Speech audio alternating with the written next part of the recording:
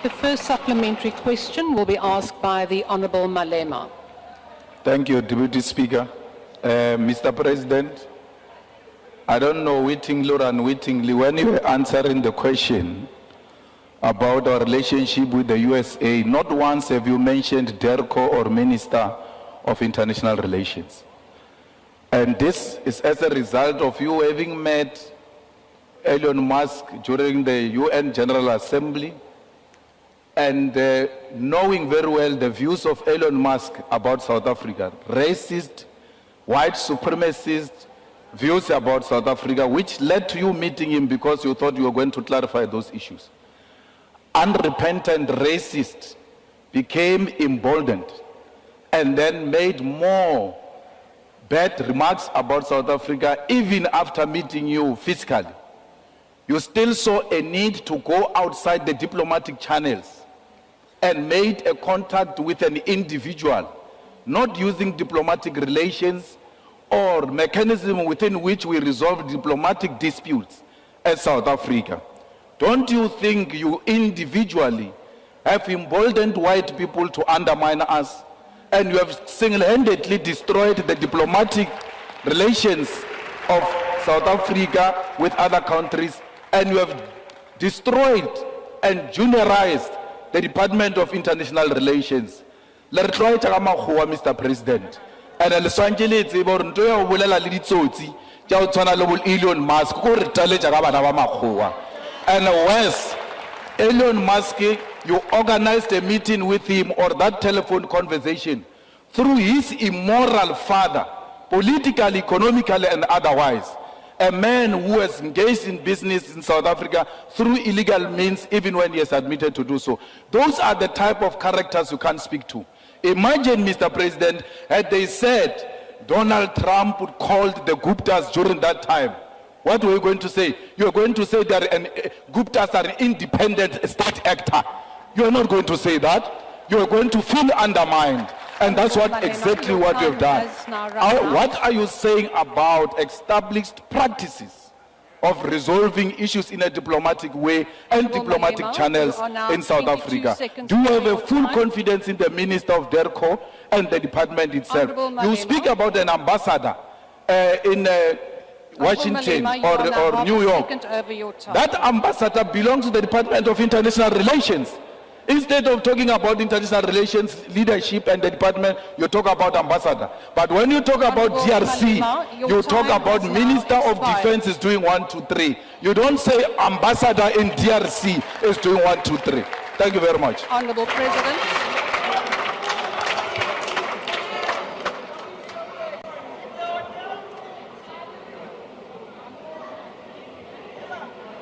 Honourable President. Please proceed. Yes, please. I was waiting for you to give me the cue, Deputy Speaker, after that tirade. Now, Honorable Malema, ke kgopela ntho e le nngwe fela. O ska leka go lwantsha president le minister wa gagwe. Bjalo wena o nyaka go kena ka mogare. Taba ya go šoma haka le minister wa ka a e batle wena. Emela ka thoko. Emela ka thoko ka obane wa bona ha re le di meeting tsa rena tsa cabinet kapa di thing kapa ao yo wena o ba o se gona le gore re shumisana byang ka bane minister o re ha fetsa go etsa dilo tsa gagwe a bolela le batho wa mputsa le nna ke fetsa go bolela le batho ke a mmutsa. So when abialo o leka go kena hare ha rena nka se dumele ntwewe le ganyana nka se dumele. So we work in a very interactive way, and as I said to you, there is just no way we can say we don't talk to certain people who are either non-state actors or state actors.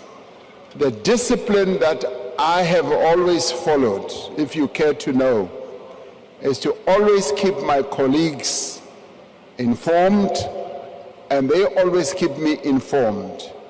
Be they ministers or deputy ministers, we always know when we do certain things that have to do with the Republic of South Africa. So ke fella hona mowe o ska re lwantsha ke a kgopela. Deputy Speaker. Deputy Speaker.